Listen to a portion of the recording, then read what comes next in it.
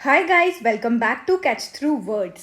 My name is Surabhi Khatri और हम discuss कर रहे हैं क्लास 12th फिजिक्स से assertion and reason type questions. अब तक हम डिस्कस कर चुके हैं चैप्टर 9 तक के फिजिक्स के असर्शन एंड रीज़न क्वेश्चन। आज हम यूनिट 6 से चैप्टर नंबर 10 के असर्शन एंड रीज़न क्वेश्चन करेंगे।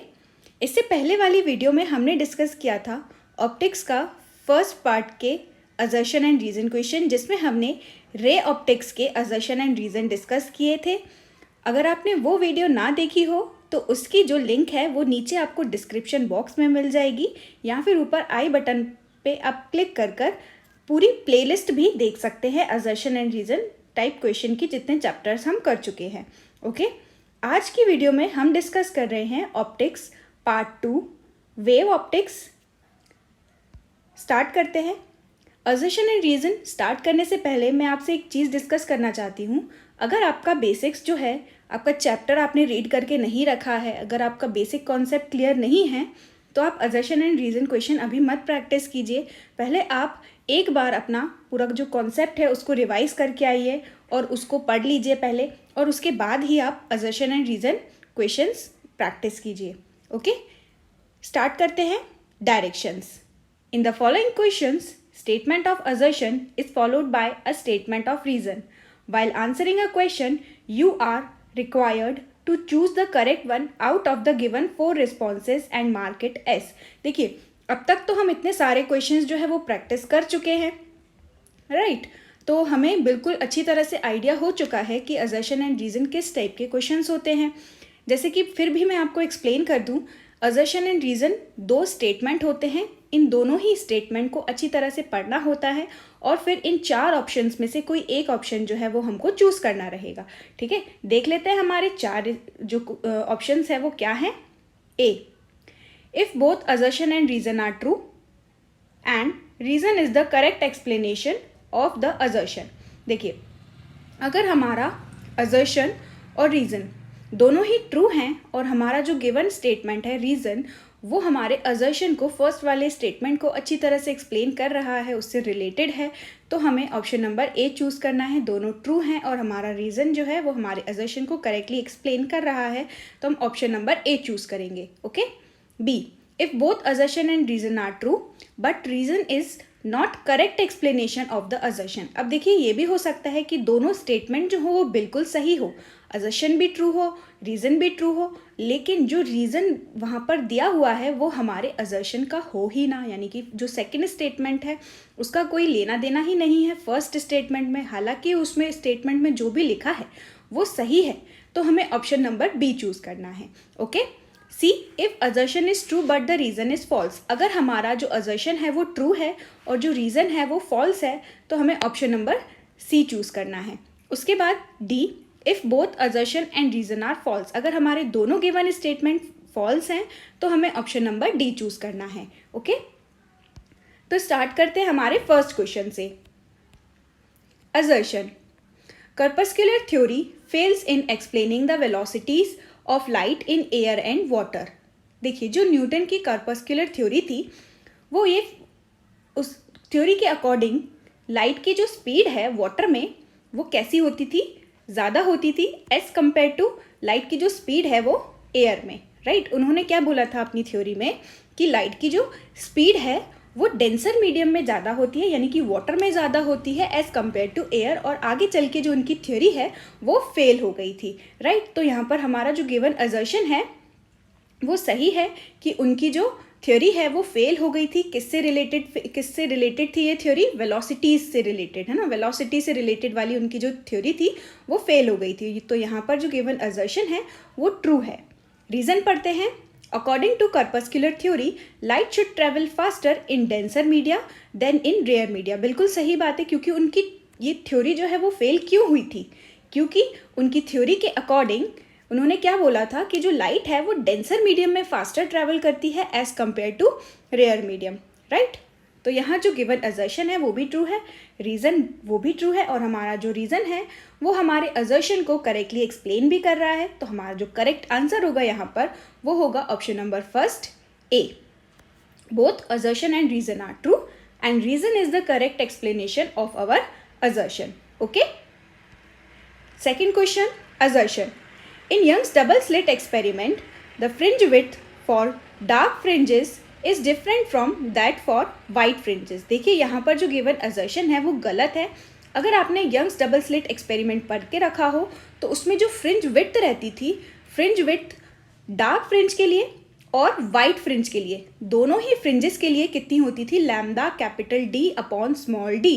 ठीक है, यानी कि जो फ्रिंज विड्थ रहती थी वो कैसी होती थी, सेम होती थी for dark and white fringes. लेकिन यहाँ पर क्या लिखा हुआ है, in Young's double slit experiment the fringe width for dark fringes is different बोला है। क्या बोला है यहाँ पर कि जो फ्रिंज विड्थ है वो दोनों के लिए, डार्क के लिए और वाइट के लिए फ्रिंज विड्थ अलग अलग होती है, डिफरेंट होती है। तो यहाँ जो गिवन असर्शन है वो कैसा है, रॉन्ग है, फॉल्स है, राइट। तो हमारा जो गिवन असर्शन है वो फॉल्स है। रीजन पढ़ते हैं। In Young's double slit experiment performed with a source of white light only black and bright fringes are observe. देखिए यहाँ जो गिवन रीजन है वो भी गलत है।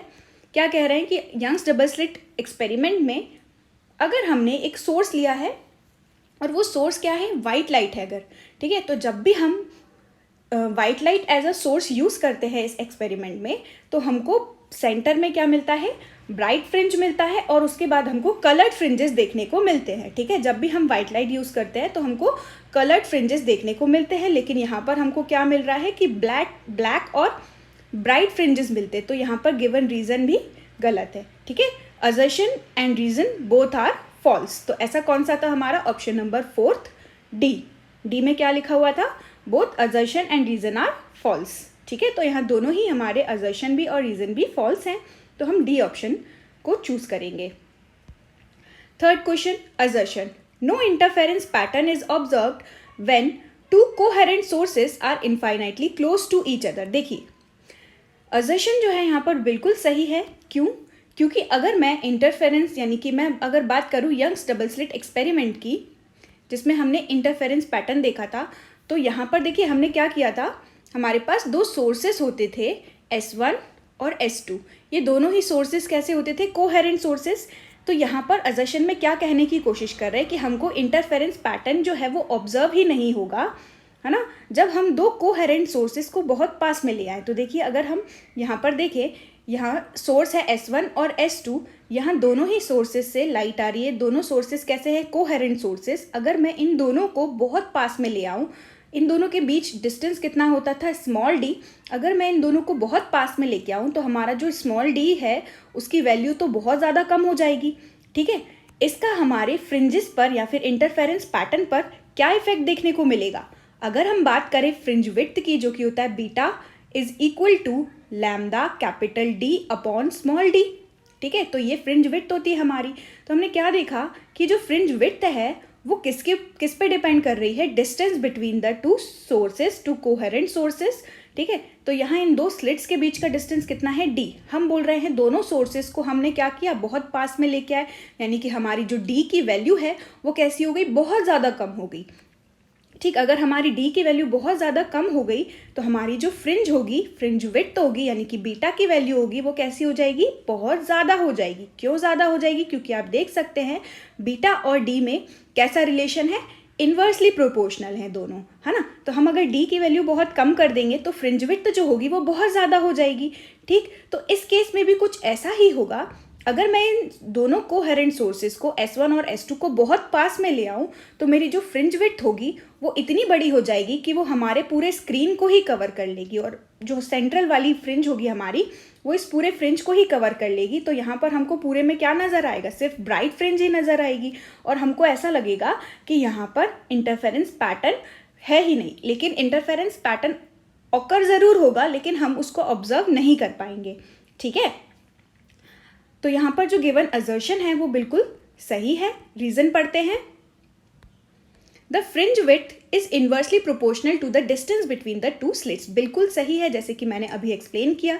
ऐसा क्यों होता है कि हमको इंटरफेरेंस पैटर्न देखने को नहीं मिलेगा, क्योंकि जो फ्रिंज विड्थ है वो इन्वर्सली प्रोपोर्शनल होती है distance between the two slits बोले या फिर टू कोहेरेंट सोर्सेज बोले। ठीक है, तो हमारी फ्रिंज विड्थ जो है वो पूरी स्क्रीन को कवर करने लगेगी, इसलिए हमें कोई भी इंटरफेरेंस पैटर्न देखने को नहीं मिलेगा। ठीक, तो हमारा जो असर्शन है वो भी ट्रू है, हमारा जो रीज़न है वो भी ट्रू है, इसलिए इसका जो करेक्ट आंसर होगा वो होगा ऑप्शन नंबर ए, क्योंकि हमारा रीज़न हमारे असर्शन को करेक्टली एक्सप्लेन भी कर रहा है। ठीक है, आई होप आपको ये क्वेश्चन समझ आया हो। Next question, assertion. In Young's double slit experiment, the fringe width for dark fringe is equal to that for white fringes. देखिए assertion क्या है कि यंग्स डबल स्लिट एक्सपेरिमेंट में जो फ्रिंज विड्थ होती है डार्क फ्रिंज की और वाइट फ्रिंज की वो कैसी होती है, इक्वल होती है। तो इस बार जो हमारा असर्शन है वो बिल्कुल सही है, क्योंकि ऐसा ही होता है। जो फ्रिंज विड्थ है डार्क फ्रिंज के लिए और वाइट फ्रिंज के लिए कैसा होता है, सेम होता है। कितना होता है, lambda capital D upon small D. ठीक है, रीजन पढ़ते हैं। In Young's double slit experiment performed with the source of white light, only black and white fringes are observed. देखिए यहाँ पर फिर से वही बात हो गई कि अगर हम वाइट लाइट को एज अ सोर्स यूज़ करें, यंग्स डबल स्लिट एक्सपेरिमेंट में हमने क्या किया, वाइट लाइट को एज अ सोर्स यूज़ किया, तो यहाँ पर हमको सिर्फ ब्लैक और वाइट फ्रिंजेस देखने को मिलेंगे। नहीं, हमको क्या देखने को मिलता है, कलर्ड फ्रिंजेस देखने को हमें मिलेंगे। ठीक है, तो हमारा जो रीज़न है वो गलत है। तो देखिए assertion is true and the reason is false. कौन सा ऑप्शन चूज करेंगे हम, थर्ड ऑप्शन। ठीक है, सी, जिसमें क्या था, if assertion is true and reason is false. I hope आपको ये क्वेश्चन समझ आया हो। Fifth question, assertion. In Young's double slit experiment the two slits are at a distance D apart. Interference pattern is observed on the screen when it is directly opposite to one of the slits. A dark fringe is observed, then the wavelength of the wave is proportional to the square of the distance of the slits. बिल्कुल सही बात है।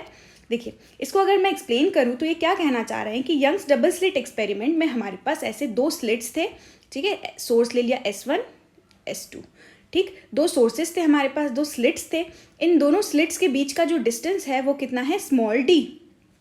ठीक है, अब अगर हम यहाँ पर स्क्रीन को कैपिटल डी डिस्टेंस दूर रखें, ठीक, तो क्या होगा, वो बोल रहे हैं कि जो इंटरफेरेंस पैटर्न है वो ऑब्जर्व होगा हमको स्क्रीन पर when it is directly opposite to the one of the slits. मतलब अगर मैं S1 के डायरेक्टली ऑपोजिट यानी कि यहाँ पर ले लूँ, इसके ऑपोजिट यानी यहाँ पर ले लूँ पॉइंट। ठीक है, अ डार्क फ्रिंज इज ऑब्जर्व, वो बोल रहे हैं कि अगर हमने S1 के डायरेक्टली ऑपोजिट इस पॉइंट पर हमने एक डार्क फ्रिंज जो है वो ऑब्जर्व हुई। ठीक, देन द वेवलेंथ, अगर हमारी जो डार्क फ्रिंज है वो इस पॉइंट पर हमको ऑब्जर्व हो रही है, तो वो पूछ रहे हैं कि रिलेशन वेवलेंथ और जो डिस्टेंस हमारा स्मॉल डी है उसके बीच में किस टाइप का रिलेशन होगा। क्या वेवलेंथ जो होगी वो प्रोपोर्शनल होगी हमारे डिस्टेंस के स्क्वायर के।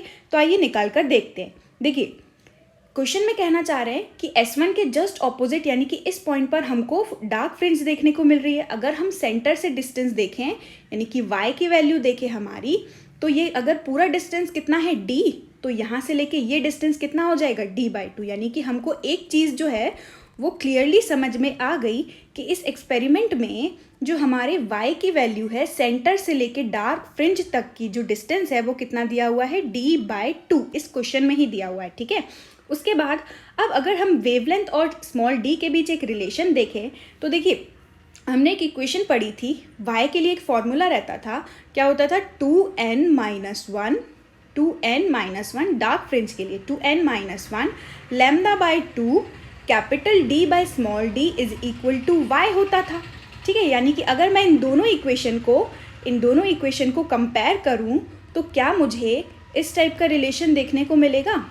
देखिए हमारा जो रिलेशन होगा वो कुछ इस टाइप का होगा। हमारे जो y की वैल्यू आई थी वो कितनी आई थी, d/2। ठीक है, उसके बाद y का जो डार्क फ्रिंज के लिए फॉर्मूला अभी हमने देखा था वो क्या होता है, 2n-1 ठीक λ/2 capital D by small d। अगर यहाँ से मैं लैम्डा की वैल्यू निकालूँ तो लैम्डा की वैल्यू क्या आएगी, देखिए d square upon 2n-1 into d capital D। ठीक है, तो यहाँ से हम देख सकते हैं कि जो हमारा लैम्डा है वो कैसा है, प्रोपोर्शनल है किसके, डिस्टेंस बिटवीन द स्लिट के, और वो भी कैसा, स्क्वायर में, है ना। यानी कि यहाँ जो गिवन असर्शन है वो कैसा है, ट्रू है एकदम। आई होप आपको ये समझ आया हो। ठीक, तो हमारा जो गिवन असर्शन है वो बिल्कुल ट्रू है कि जो वेवलेंथ है वेव की वो प्रोपोर्शनल होगी किसके, square of the distance between the slit के। ठीक, रीज़न पढ़ते हैं। For a dark fringe the intensity is zero. देखिए यहाँ पर रीज़न अपने आप में बिल्कुल सही है कि अगर इंटेंसिटी कैसी हो जाए, ज़ीरो हो जाए, राइट, तो हमको क्या देखने को मिलता है, डार्क फ्रिंज देखने को मिलती है। ठीक है, यहाँ पर रीज़न अपने आप में सही है, लेकिन हमारा जो रीज़न है वो हमारे असर्शन को करेक्टली एक्सप्लेन नहीं कर रहा है। ठीक है, reason is true, assertion is also true, but reason is not the correct explanation of our assertion. तो ऐसे में हमारा जो इसका करेक्ट आंसर होगा वो होगा ऑप्शन नंबर बी।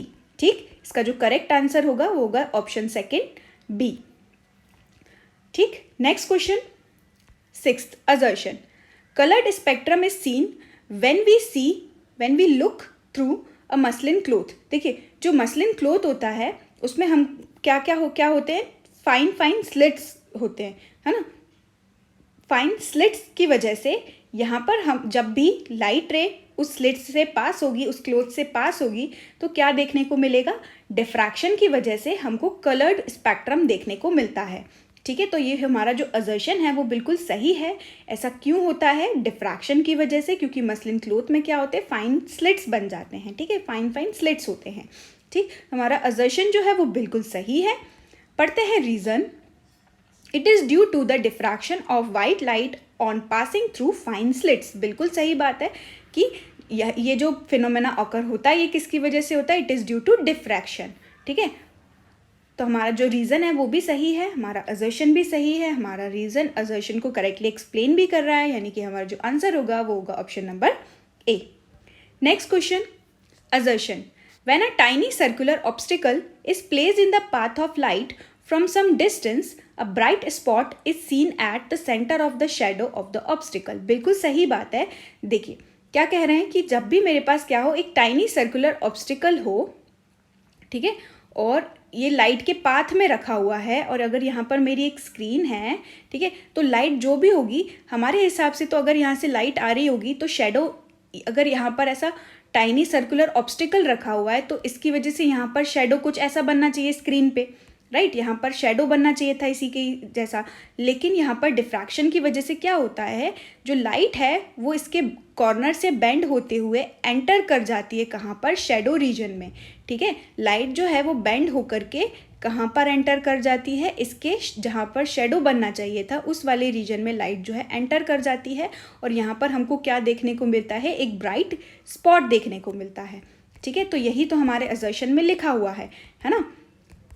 तो हमारा जो गिवन असर्शन है वो बिल्कुल सही है। When a tiny circular obstacle is placed in the path of light from some distance a bright spot is seen at a centre of the shadow of the obstacle. बिल्कुल सही है।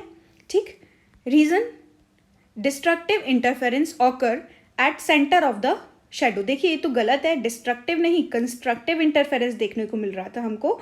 Destructive कब होता है, जब इंटेंसिटी ज़ीरो हो जाए। ठीक है, और जब इंटेंसिटी हो, जब हमारा एक ब्राइट स्पॉट देखने को मिल रहा हो, उसको हम बोलते हैं कंस्ट्रक्टिव इंटरफेरेंस। तो हमारा जो रीज़न है यहाँ पर गलत है। सेंटर में क्या फॉर्म होता है, कंस्ट्रक्टिव इंटरफेरेंस होता है। ठीक है, क्योंकि लाइट जो है वो ऑब्स्टिकल के कॉर्नर के अराउंड क्या हो जाती है, बैंड हो जाती है और एंटर कर जाती है शेडो रीजन में। ठीक है, तो हमारा जो रीज़न है वो बिल्कुल गलत है। असर्शन जो है वो बिल्कुल सही है। Assertion is true while the reason is false. तो हमारा जो करेक्ट आंसर होगा वो होगा ऑप्शन नंबर सी। इसमें ऐसा ही तो था ना, assertion is true and the reason is false, तो इसका करेक्ट आंसर है C. Next, 8th question. When a light wave travels from a rarer to a denser medium it loses speed. The reduction in the speed imply a reduction in the energy carried by the light wave. देखिए यहाँ जो given assertion है वो false है। ऐसा क्यों, क्योंकि देखिए जब भी लाइट रे ट्रैवल करती है रेयर मीडियम से डेंसर मीडियम में, उसकी स्पीड लूज हो जाती है। इसका मतलब ये थोड़ी ना है कि जो एनर्जी है वो भी कम हो गई हो, उसकी एनर्जी कम हो गई हो, इस वजह से उसकी जो स्पीड है वो डिक्रीज हो रही हो, पर ऐसा नहीं होता है ना। यहाँ पर जो एनर्जी है वो कैसी रहती है, कांस्टेंट रहती है, एनर्जी पे कोई फर्क नहीं पड़ता है। ठीक है, रीज़न पढ़ते हैं। The energy of wave is proportional to the velocity of wave. देखिए यहाँ पर क्या बोल रहे हैं कि जो एनर्जी है वो डिपेंड करती है वेलोसिटी पर।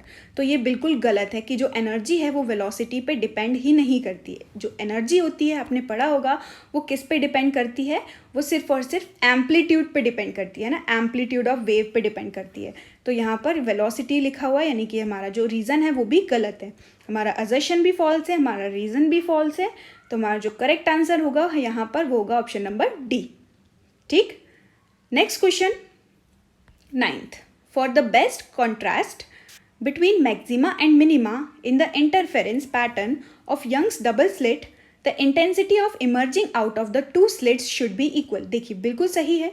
अगर हम बात कर रहे हैं यंग्स डबल स्लिट एक्सपेरिमेंट की, जिसमें 2 स्लिट्स होते थे S1 और S2, ठीक है, सोर्सेस हैं हमारे, और दोनों सोर्सेस की जो इंटेंसिटी है वो, उसमें से जो लाइट इमर्ज आउट हो रही है उसकी जो इंटेंसिटी होनी चाहिए, कह रहे हैं वो कैसी होनी चाहिए, इक्वल होनी चाहिए। ऐसा क्यों? अगर देखिए हम इंटेंसिटी की बात करें तो इंटेंसिटी का जो फॉर्मूला है आपने पढ़ा होगा वो कितना होता है, intensity is equal to under root of I1 minus under root of I2 का होल स्क्वायर। ठीक है, ये फॉर्मूला रहता है हमारा। अब इसमें अगर हम I1 और I2 की वैल्यू I ले लें, है ना, I1 और I2 की वैल्यू I ले लें, तो यहाँ पर हमको क्या देखने को मिलेगा, 0, यानी कि इंटेंसिटी बिल्कुल ख़त्म हो गई। यानी कि हमें यहाँ पर एक मिनिमा देखने को मिलेगा, और ये मिनिमा कैसा होगा, एब्सोल्यूट डार्क देखने को मिलेगा हमें, है ना, जिसका जैसे कि अगर हम बात करें यहाँ पर, वो कहने की क्या कोशिश कर रहे हैं कि अगर दोनों सोर्सेस की जो इंटेंसिटी होगी वो इक्वल होगी तो हमको बेस्ट कॉन्ट्रास्ट देखने को मिलेगा, या तो मैक्सिमा का या तो मिनिमा का। जैसे कि आप देख सकते हैं, हमें डार्क फ्रिंज के लिए क्या चाहिए था, डार्क फ्रिंज कब प्रोड्यूस हो रही थी, जब इंटेंसिटी कैसी हो जाए, टोटल इंटेंसिटी जो है वो कैसी हो जाए, 0 हो जाए ना, नेट इंटेंसिटी कैसी हो जाए, 0 हो जाए। तो यहाँ पर नेट इंटेंसिटी जो हो गई वो कैसी होती है, 0 होती है। और ये तभी पॉसिबल होगा जब हमारी दोनों स्लिट्स की जो आई की वैल्यू होगी, इंटेंसिटी होगी, वो कैसी हो जाए, बराबर हो जाए। ठीक है, और अगर नहीं होगा ऐसा तो हमको एब्सोल्यूट डार्क देखने को नहीं मिलेगा, है ना। तो हमारा जो असर्शन है वो बिल्कुल सही है। रीज़न पढ़ते हैं, the intensity of interference pattern is proportional to the square of amplitude.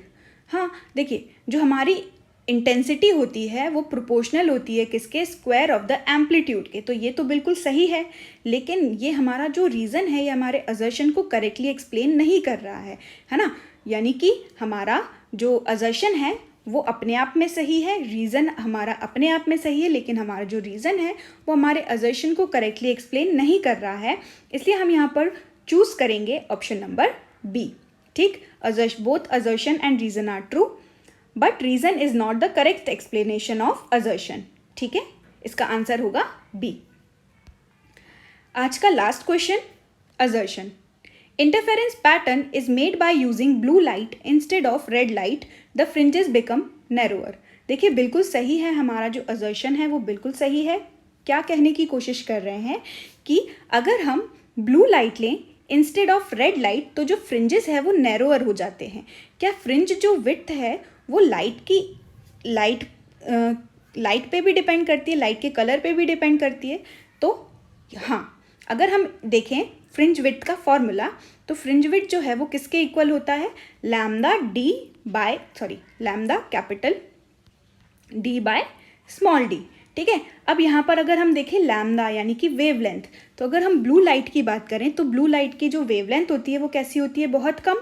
और अगर हम फ्रिंज विड्थ देखें तो यहाँ पर आप देख सकते हैं फ्रिंज विड्थ यानी कि बीटा और हमारा जो लैम्डा है वेवलेंथ, उन दोनों के बीच किस टाइप का रिलेशन है, डायरेक्टली प्रोपोर्शनल है। ठीक है, यानी कि अगर हमारी ब्लू लाइट जिसकी वेवलेंथ कैसी होती है, कम होती है, तो हमारी जो फ्रिंज विड्थ बनेगी ब्लू लाइट से वो भी कैसी होगी, कम होगी। आई होप आपको ये समझ आया हो, है ना। तो यहाँ जो गिवन असर्शन है वो बिल्कुल सही है। देखिए, क्योंकि अगर रेड लाइट की हम बात करें तो रेड लाइट के लिए वेवलेंथ कैसी होती है, बहुत ज़्यादा, तो उसमें जो फ्रिंज विड्थ बनेगी वो वाइडर बनेगी, ना कि नैरोअर बनेगी। इसलिए अगर हम ब्लू लाइट को यूज़ करेंगे जिसकी वेवलेंथ कैसी है, कम है, तो उसकी जो फ्रिंजेस होंगे वो भी कैसे बनेंगे, नैरोअर बनेंगे, है ना, वेवलेंथ कम होती है। तो हमारा जो असर्शन है वो बिल्कुल सही है। और हम रीज़न पढ़ते हैं। In Young's double slit experiment fringe width is given by relation B is equal to lambda D by T। बिल्कुल सही है। अगर हम बात कर रहे हैं फ्रिंज विड्थ के फॉर्मूले की, तो इसमें यही तो है ना कि हमारी जो फ्रिंज विड्थ है वो डिपेंड कर रही है लैम्डा पे, यानी कि वेवलेंथ ऑफ लाइट पे। तो हमारा जो रीज़न है वो हमारे असर्शन को करेक्टली एक्सप्लेन भी कर रहा है। है ना। तो इसका जो करेक्ट आंसर होगा वो होगा option number A, where both assertion and reason are true and reason is the correct explanation of our assertion. तो इसका करेक्ट आंसर है ऑप्शन नंबर ए। तो आज की क्लास ख़त्म करते हैं यहीं पर। आई होप आपको ये जो क्वेश्चंस हैं वो समझ आए हों। अगर समझ आए हों और आपको अच्छा लगा हो तो प्लीज़ इस वीडियो को ज़रूर लाइक कीजिए, सपोर्ट कीजिए, शेयर कीजिए। मिलते हैं नेक्स्ट वीडियो में। और अगर आपको इसकी ये जो असर्शन रीज़न क्वेश्चन हैं वो चाहिए तो उन क्वेश्चंस को मैं Telegram channel physics catch through words पे पोस्ट कर दूंगी, तो आप वहाँ से असर्शन और रीज़न क्वेश्चन प्रैक्टिस कर सकते हैं। ठीक है, thank you so much for watching this video. मिलते हैं अगली वीडियो में, तब तक के लिए पढ़ते रहिए। Bye bye.